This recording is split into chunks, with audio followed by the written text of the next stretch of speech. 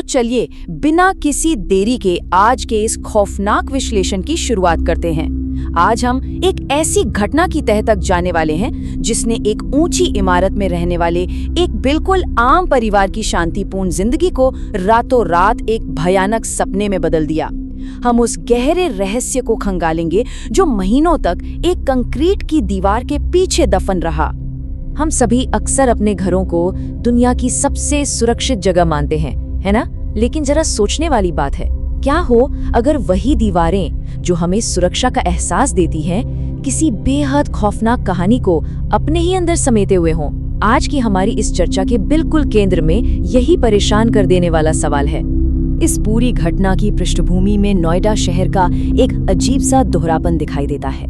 एक तरफ है वो चमकती हुई भीड़ भाड़ वाली नाइट लाइफ, जहां लोग रात के वक्त भी एकदम व्यस्त रहते हैं, और बिल्कुल इसके उलट दूसरी तरफ उसी शहर के वो अंधेरे सुनसान कोने भी हैं जहां दिन के उजाले में भी कदम रखने से डर लगता है। ये विरोधाभास उस भयानक घटना के लिए एक परफेक्ट स्टेज तैयार करता है जो एक बेहद पॉश इलाके के बिल्कुल बीचों बीच घटित होती है।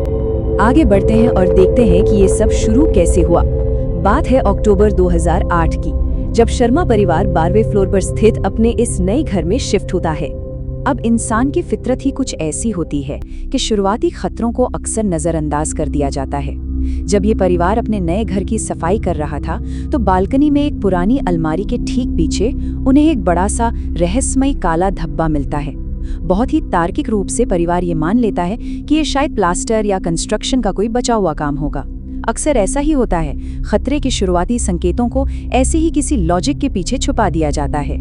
लेकिन ये खौफ एक झटके में नहीं आया था, बल्कि ये धीरे धीरे बढ़ा। शुरुआत तो सिर्फ उसे काले धब्बे से हुई थी, फिर कुछ ही दिनों के अंदर ठंडी हवाएं और किसी के कांपने की अजीब सी आवाजें आने लगी।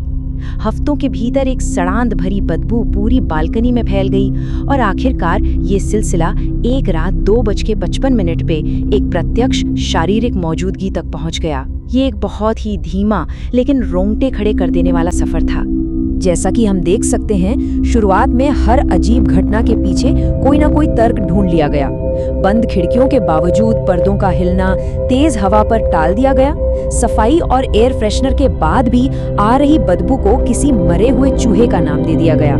लेकिन ये सारा लॉजिक तब पूरी तरह से फेल हो जाता है जब एक दिन खिड़की के शीशे पर एक अज्ञात औरत के हाथों के निशान मिलते हैं जो घर के किसी भी सदस्य के नहीं थे। यहीं से ये घटना एक बहुत ही गहरे और डरावने मोड़ पर आती है। गर्मी का मौसम होने के कारण घर की बाकी सभी दीवारें छूने पर गर्म लगती थीं, लेकिन जब रंजीत ने उस दाग वाली दीवार को छुआ तो वो न सिर्फ बर्फ जैसी ठंडी थी, बल्कि पूरी तरह से सीलन से गीली भी थी और उसमें से एक अजीब सी सड़ने की बदबू आ रही थी। ये किसी भी सामान्य घर की निशानी तो बिल्कुल नहीं हो सकती। अब बात सिर्फ रहस्यमयी आवाजों या बदबू तक सीमित नहीं रह गई थी। रात के 2:55 बजे एक बहुत ही भयानक और वास्तविक शारीरिक अनुभव सामने आता है। रीना की अचानक नींद खुलती है और उसे अपनी छाती पर एक भारीपन महसूस होता है। एक औरत बैठी थी जो गुर्रा रही थी और फिर वो उठ के सीधे बालकनी के उन्हीं पर्दों में गायब हो जाती है। इसके बाद तो किसी भी तरह का तार्किक बहाना बनाने का विकल्प ही खत्म हो जाता है। ये वो पल था जिसने सबको झकझोर कर रख दिया। बेटा रमन बिल्कुल सुन्न होकर बालकनी के उस काले धब्बे को घूर रहा था और उसके मुंह से बस यही निकला कि कोई अंदर फंसा है और रो रहा है। ऐसा लग रहा था मानो वो उस कंक्रीट की दीवार के अंदर फंसी हुई उस अनजानी हस्ती की घुटन को साफ साफ महसूस कर पा रहा था। ये वाकई इस घटना की गंभीरता को पूरी तरह से साबित कर देता है। सबसे दिलचस्प बात तो ये है कि ये सब सिर्फ शर्मा परिवार का कोई वहम नहीं था। आस पड़ोस के लोग भी इस खौफनाक अनुभव की पुष्टि करते हैं। बदबू इतनी ज्यादा तेज हो गई थी कि लिफ्ट तक पहुंचने लगी थी। पड़ोसियों ने शिकायत की कि आधी रात को दीवार खरोंचने और कंक्रीट के बिल्कुल अंदर से कुछ पीटने की डरावनी आवाजें आती हैं। बाहरी लोगों की इस बात से सहमति इस घटना में एक नया और ज्यादा खौफनाक आयाम जोड़ देती है। और तभी बिल्डिंग के एक बुजुर्ग पड़ोसी संदीप एक बहुत ही महत्वपूर्ण बैक स्टोरी सामने लाते हैं। वो बताते हैं कि शर्मा परिवार से पहले उस फ्लैट में एक और परिवार रहता था जिनके बीच अक्सर भयंकर झगड़े होते थे। और हैरानी की बात यह है कि 2 से 3 महीने पहले वो माता पिता और उनकी एक बेटी रातों रात रहस्यमयी तरीके से वहां से गायब हो गए। ये छोटी सी जानकारी इस पूरी घटना को एक सीधे ट्रू क्राइम के एंगल से जोड़ देती है। खैर, तनाव तब अपने एकदम चरम पर पहुंच जाता है जब नहाते समय रंजीत को अपनी गर्दन पर किसी की गर्म सांस महसूस होती है, और जब वो पलटकर बाथरूम के शीशे पर देखता है तो वहां ये भयानक चेतावनी लिखी होती है, अब और नहीं। बाद में यही सेम चेतावनी बालकनी के शीशे पर भी नजर आती है। ये एक स्पष्ट संकेत था कि दीवार के पीछे जो कुछ भी था उसका सब्र अब पूरी तरह से टूट चुका था।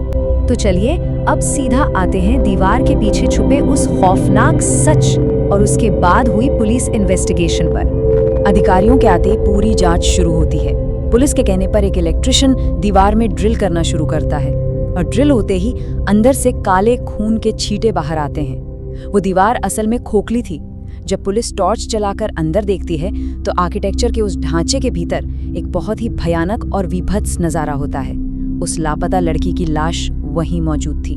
पोस्टमार्टम से जो सच सामने आया वो किसी के भी रोंगटे खड़े कर देने के लिए काफी था। लाश 2 से 3 महीने पुरानी थी, लेकिन सबसे खौफनाक बात ये थी कि उस लड़की को जिंदा ही उस दीवार में चुनवा दिया गया था। उसकी मौत असल में दम घुटने से हुई थी, और वो जो आधी रात को दीवार से खरोचने की आवाजें आती थी वो असल में उस लड़की की टूटी हुई उंगलियों का नतीजा थी, जब वो बाहर निकलने की तड़प में उस कंक्रीट को खरोच रही थी। इस भयावह खुलासे के तुरंत बाद शर्मा परिवार उस क्राइम सीन को हमेशा के लिए खाली कर देता है। लेकिन इसके बाद के परिणाम ये बताते हैं कि भले ही परिवार वहां से बच निकला, उस भयानक त्रासदी की एक अजीब सी नकारात्मक ऊर्जा उसी इमारत में रह गई। आज भी बिल्डिंग के सीसीटीवी कैमरे उस खाली पड़े अपार्टमेंट में अजीबोगरीब गतिविधियों को कैद करते रहते हैं। अब बताया जाता है कि वहां से रोने की आवाजें आनी तो बंद हो गई हैं, लेकिन पड़ोसियों को अब कभी-कभी ये अजीब सी फुसफुसाहट सुनाई देती है, अब मुझे अच्छे से सांस आ रही है। ये एक तरह से उस फंसी हुई लड़की की लंबी पीड़ा के खत्म होने और उस खौफनाक घटना के एक डरावने रेजोल्यूशन का प्रतीक है। इस विश्लेषण को समाप्त करते हुए ये पूरी कहानी एक बहुत ही विचारोत्तेजक सवाल पीछे छोड़ जाती है।